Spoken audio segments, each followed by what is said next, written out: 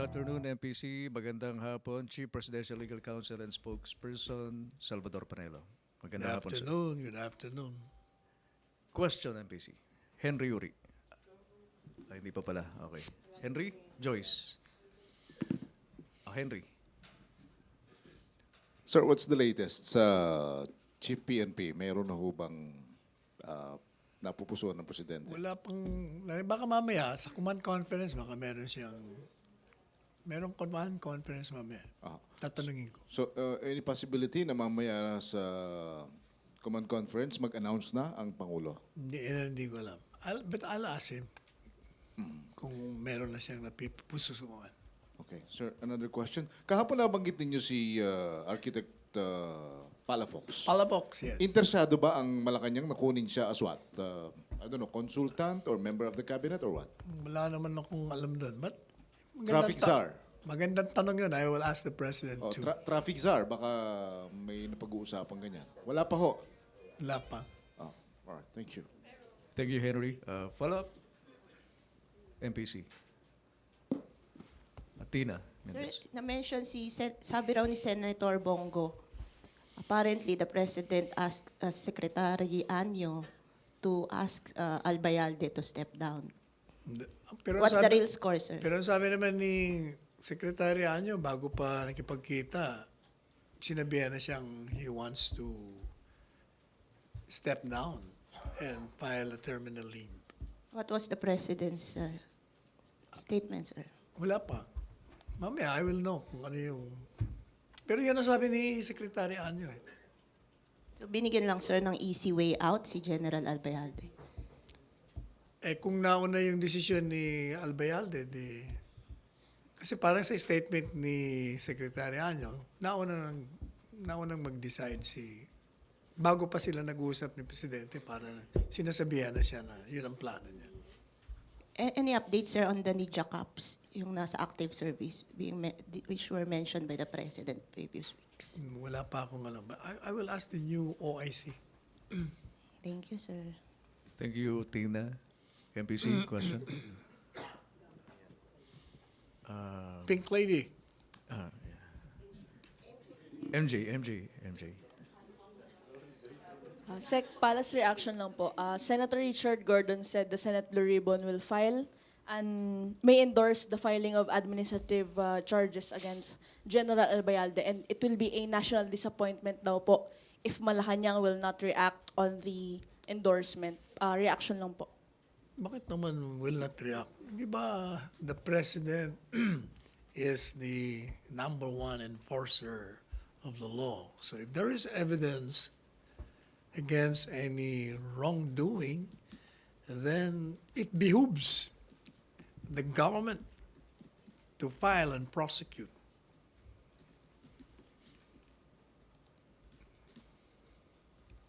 MJ, follow-up?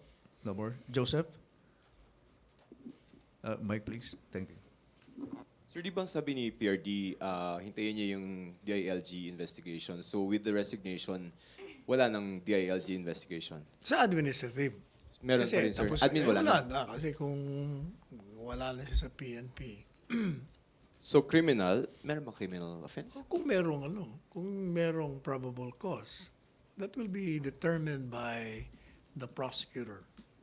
DOJ level, PI. DOJ, siyempre. So complainant would be who? Kasi di mo ang either mag-recommend ng Senado for prosecution o yung DILG. Then, bahala ng DOJ. May criminal liability ba si General Albayalde? Given the circumstances what we heard from the Senate. Mahirap magsalita niya kasi hindi naman tayo investigator. It's the prosecutor who will determine the existence of a probable cause. Okay, sir. Sige. Thank you, Joseph. Arian? Hi, sir. Sir, Mayor Sara Duterte said that she sent a letter daw po to the Office of the President last August 7 seeking to exempt Davao City from martial law in Mindanao. Do you think, what's the palace take on this, sir? Wala pang I do not know the position of the President yet. I intend, in fact, to ask him when I see him this afternoon. Okay, sir. But don't you think, sir, that this is parang nagsisik ng special treatment for Davao City? Hindi naman siguro. Meron silang mga reasons for so doing. It was even recommended by the regional PNP there. Okay, sir. Tingnan natin kung anong magiging posisyon ng presidente. Tapos, sir, until end of the year na lang po kasi yung martial law sa Mindanao. Do you think, sir, that the president would want to extend it again? Depende, di ba? Palagi niya sinasabi, depende yun sa rekomendasyon ng mga ground forces. Okay, sir. Thank you po. Salamat, Arian. Secretary Ria Fernandez from TV5. Hi, sir. There is this animated movie entitled Abominable, which Vietnam pulled out from cinema because it features China's 9-dash line covering Vietnam waters and even Philippine waters.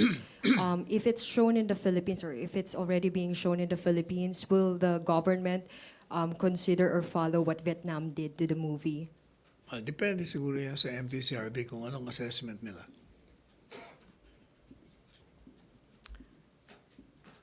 Ria, any follow-up? Sir, we have a follow-up, Joseph. First, sir, question on policy and positions. Do you think abominable yung paglalagay nila ng 9-dash line, and should our countrymen see that, because that's a lie technically, right? I will leave that to the Secretary of Foreign Affairs. I'll defer to him. Okay. Thank you, Joseph, MPC. Other issue? Joyce.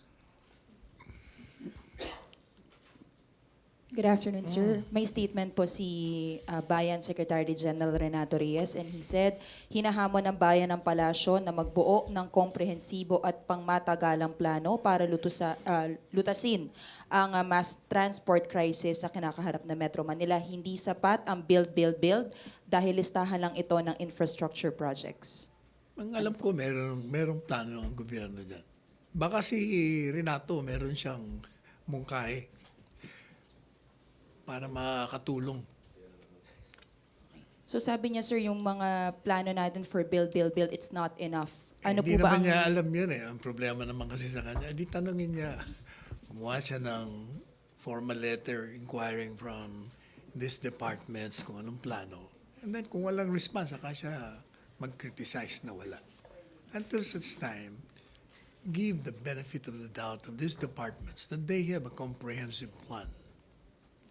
But sir, kailan po ba mararamdaman po ng publiko yung pinaka-resulta ng build projects in terms of traffic, Paulit-ulit and naman yung transport tanong crisis? niya. Ikaw naman para namang, hindi ba sinabi na nga natin, mahirap at matagal. Di ba sinasabi nga ng mga expert, mga 15 to 20 years. Basta importante may ginagawa ang pamahalaan. Kumbaga, hindi lang nakaupo dyan at nakatunganga. But can we assure, sir, na within the term of President Duterte, given itong mga build projects, Hindi ba sinabi ni mararamdaman? Presidente, sa tingin niya, kung traffic ang pag-uusapan, baka tapos na ang term niya, hindi pa matatapos yan. Kasi nga, infrastructure ang kailangan mo eh. Experts na nga nagsasabi, it will take you 15 years to solve the entire complex problem. Okay. Sir, maliban on daw po sa traffic. build, ay dapat daw pong maging integrated ang transport network natin mula tren, bus hanggang jeeps, according to Bayan. Lahat nga yan kasama yun doon sa plano ng gobyerno. That's why precisely ang suggestion ko sa kanila, why don't they ask the departments concerned kung anong plano? Kung wala silang response na makuha, they should start criticizing these departments. Meron namang freedom of information. Thank you, sir. Thank you, Joyce. Secretary, may text question lang para sa inyo. Second bang statement nyo na hindi titindig sa korte yung mga sinabi against kay Albayalde ay hindi maikukonsidera na preempting court decisions? No, tinanong lang yung aking obserbasyon sa, alam mo, ang court, may sariling isip yun. Yung mga obserbasyon ng kahit na sinong abogado, hindi pinapakinggan nun. Until such time as those evidence are presented before a competent court, wala kang magagawa doon. Sila ang magdidesisyon doon. Thank you, Secretary. MPC, question. Joseph? Sir, pang bangko lang. Well, Bangko? bangko. I mean, like, for later. So PET, the PET, the Supreme what? Court, Supreme Court for PET, Presidential Electoral Tribunal, they're still deliberating on the petition by Marcos, no, versus BP Lenny. Ngayon, you know already the issues, no, and there are two ways probably that the Supreme Court can go. One is dismiss the petition under Rule 65. If it does so, is that okay with, what do you think? What does the palace think about the decision to follow Rule 65?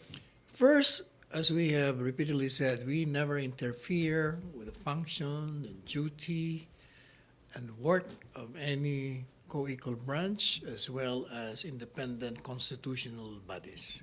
So we'll leave it at that. So whatever the Supreme Court decides on Whatever, is PT. we will follow, as everybody should. Oh, in relation to that, I was guest at the Chiefs show on TV5 yesterday, and I was asked about that, but I think I misunderstood the question, and I opined because they were asking, what if two justices retire and there are no replacements yet? Can they decide? Akala ko ang tinatanong sa akin yung electoral tribunal ng mga senador. Kaya sabi ko, no, kailangan merong replacement muna. But hindi. Even kung may dalawang retirees, kahit na wala yun, they can decide kasi en banc naman yun. So, I was wrong in my opinion kahapon. In fact, I told Luchi Valdez.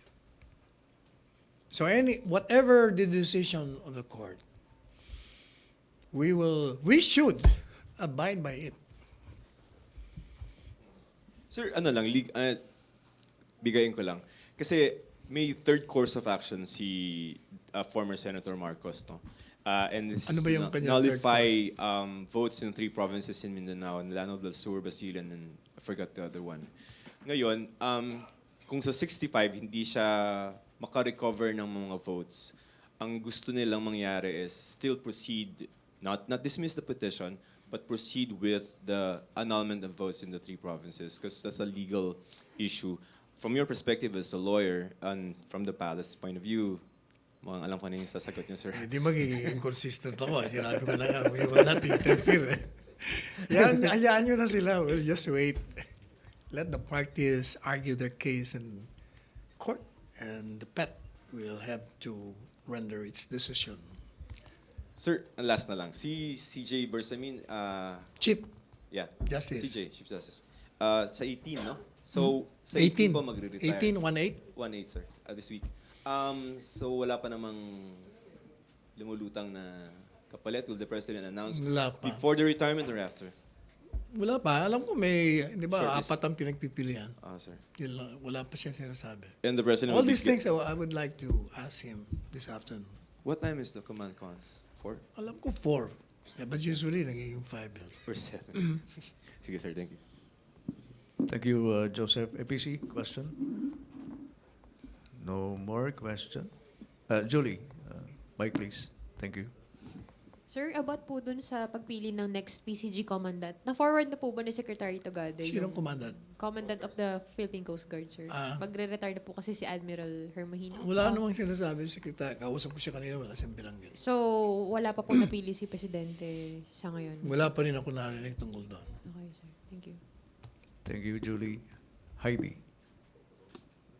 Sir, other matters lang po. May balak po bang dagdagan ng Malacanang yung incentive para kina Yulo tsaka Petesio? I don't know. Bukas pa yun, di ba? I don't know. Confirmed na po ba yung courtesy Eh, call naman si tomorrow? Presidente, di ba? Si Presidente, generous ang mga yan. Let's see kung anong magiging. So, posible, sir, na madagdagan? Hindi ko alam kung posible madagdagan. Alam ko, they will be meeting with the President. May courtesy call sila. Confirmed na, sir, tomorrow. Confirmed na po yung courtesy call tomorrow. Yun ang sabi. Subject to change. But that's the initial schedule at least. Yan ang alam ko. Oh, incidentally, si Yulo, First name niya, Ramon ba? Carlos po. Arnold? Carlos. Carlos Celdran? Carlos? Opo, sir. Oh, Carlos Yulo. On a personal note, congratulations. You're a fraternity brat, Sigma Rho. Yes. I was informed last night. Carlos or Arnold? Pang-araw members or yan, Pero ang galing ng ano ha, yung sa pole vault. So dadagdag, iba pa yun. Ha? Oo nga, alam ko, iba ang galing niya. So dadagdagan yung Sir Brat niya, di ba? Ay, wala na. Wala namang connection niya. Kinongratulate ko lang.